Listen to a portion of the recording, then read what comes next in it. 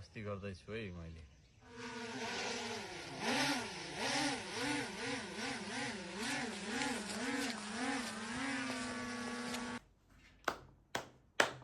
यसरी नै हो क्या आफूलाई निखार्दै लाने भनेको।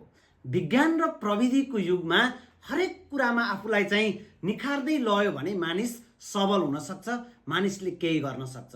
यति बेला धरानका मेयर हर्का साम्पाङ आफैले ड्रोन उडाएर गस्ती गर्दैछु है भनेको भिडियो भाइरल भइरहेको छ। दर्शकबिन, धरानका मेयर हर्का साम्पाङ तपाईलाई कस्तो व्यक्ति लाग्छ?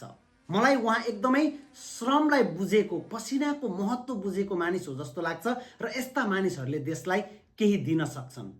हाम्रा देशका प्रधानमन्त्रीले अमेरिकामा गएर गैंडालाई गैंडाज भनेर अनि डाँफेलाई डाँफेज भनेर दिएको स्पिच तपाईले भुल्नु भएको छ कि छैन? एकैछिन यो क्लिप पनि सुनिहाल्नुहोस्।